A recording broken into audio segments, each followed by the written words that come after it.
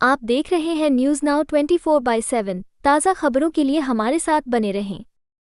मध्य प्रदेश के मुख्यमंत्री मोहन यादव ने उज्जैन में आयोजित वैश्विक आध्यात्मिक पर्यटन सम्मेलन को संबोधित किया। इस अवसर पर उन्होंने कहा कि उज्जैन न केवल धार्मिक और सांस्कृतिक धरोहर का केंद्र है बल्कि आध्यात्मिक पर्यटन की अपार संभावनाओं से भरा हुआ है। मुख्यमंत्री ने राज्य सरकार की उन पहलों पर प्रकाश डाला जिनसे पर्यटन के क्षेत्र में रोजगार, निवेश और वैश्विक स्तर पर पहचान को बढ़ावा मिलेगा। उन्होंने आह्वान किया कि आध्यात्मिक पर्यटन के माध्यम से भारत की सांस्कृतिक समृद्धि को दुनिया तक पहुंचाया जाए।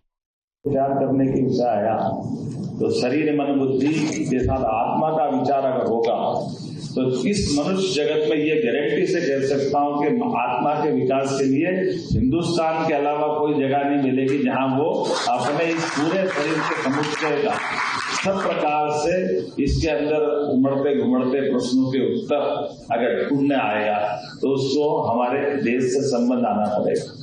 और ये बात में गोरख प्रभु जी के माध्यम से आपने महाराज जी ने भी रखी है कि आज भी ये बात सही है कि हमारे देशों की सीमा हो सकती भौतिक रूप से राजसत्ताओं के माध्यम से हमारी सीमाओं की सीमा है, लेकिन जो हमारी आध्यात्मिक सीमा है, आप पर्सिया, ईरान की बात बिल्कुल आपने सही कहा कि गुरु नानक जी ने वहां तक अपनी यात्रा की है।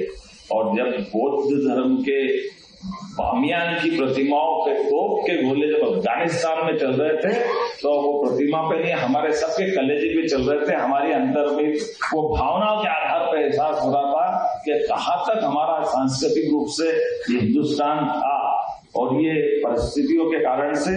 लेकिन आज सीमाओं के आधार पर प्रकाश राज मंदिर हम अलग नहीं कर सकते। हमको वही आनंद आता है जब हमारी 51 शक्तिपीठ को ढूंढेंगे तो शक्तिपीठ हमको वहां ले जाता है। राजसत्ताओं की सीमाएं बनती बिगड़ती रही, लेकिन ये इसी कारण से हमारी सांस्कृतिक एकता भी रही। और हमारे देवालय ये केवल देवस्थान की पूजा का केंद्र नहीं।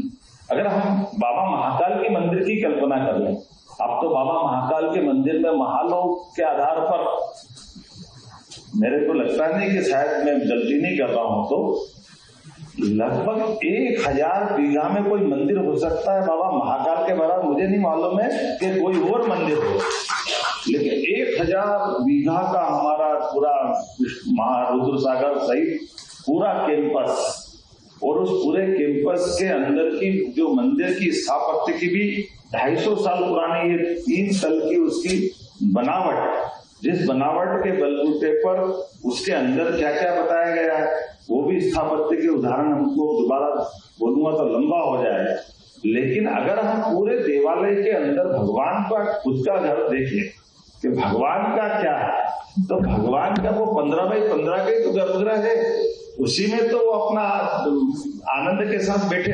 बाकी तो सब हमारे लिए है, ये हमारी संस्कृति है हजार साल से कि जहाँ कहीं रंग मंडप है, कहीं कोई अलग प्रकार की रचनाओं के लिए बना है, कहीं जल कुंड है, कहीं ज्ञान चर्चाओं के लिए अपना अलग से कोई संग्रहालय है, कहीं अपने इतिहास की जानकारी। आपको यह वीडियो पसंद आया हो तो इसे लाइक करें, हमारे चैनल को सब्सक्राइब करें।